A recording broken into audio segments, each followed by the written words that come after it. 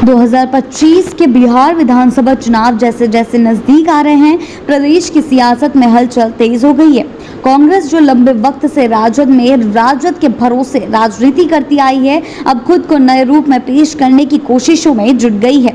संगठनात्मक स्तर पर बड़े फैसलों के साथ कांग्रेस ने संकेत दिया है कि इस बार वह महज साथी पार्टी की भूमिका में नहीं बल्कि अपने दम पर पहचान बनाने की रणनीति में है। जी हां, ताजा घटनाक्रम में कांग्रेस ने अति पिछड़ा वर्ग विभाग के अध्यक्ष पद पर शशि भूषण की नियुक्ति कर दी है।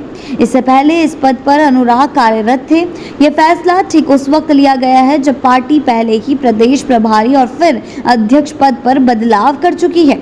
अब यह नियुक्ति बताती है कि कांग्रेस जातिगत समीकरण साधने के साथ साथ पिछड़े वर्ग में भी पैठ बनाने का प्रयास कर रही है।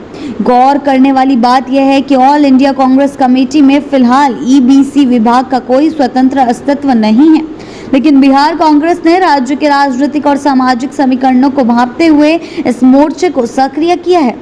यह कांग्रेस की रणनीति का वह हिस्सा है जिसमें स्थानीय जातिगत गणित को समझते हुए संगठनात्मक संरचना में बदलाव कर राजनीतिक पकड़ मजबूत करने की कोशिश की जा रही है। संगठन में बदलाव के साथ ही कांग्रेस अब मैदान में उतरकर जनता से सीधा संवाद स्थापित करने की भी कोशिश कर रही है।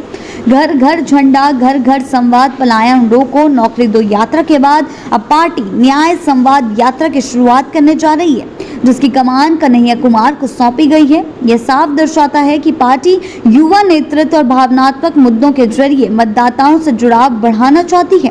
कांग्रेस का यह रूपांतरण मात्र एक संगठनात्मक औपचारिकता नहीं बल्कि राजनीतिक प्रयोग है, जिसे वह जन आधार की वापसी का औजार बना रही है। लंबे समय से कांग्रेस पर यह आरोप लगता रहा है कि वह बिहार में राजद की छाया बनकर रह गई है, लेकिन अब कांग्रेस जिस तरह से स्वतंत्र गतिविधियों, जन अभियान और जातीय सामाजिक प्रतिनिधित्व पर जोर दे रही है, उससे वह अपने लिए अलग राजनीतिक स्पेस तैयार करने की कोशिश कर रही है।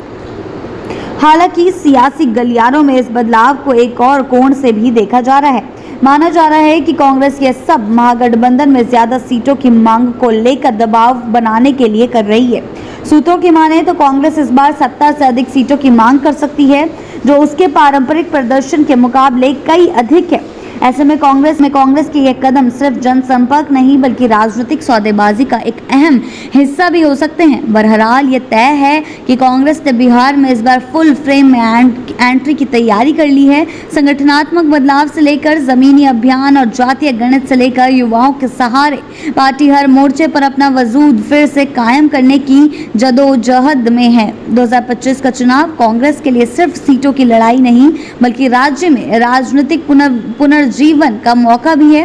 अब देखना होगा कि जनता इस नए कांग्रेस प्रयोग को कितना सराहती है और यह रणनीति पार्टी के लिए कितनी फायदेमंद साबित होती है।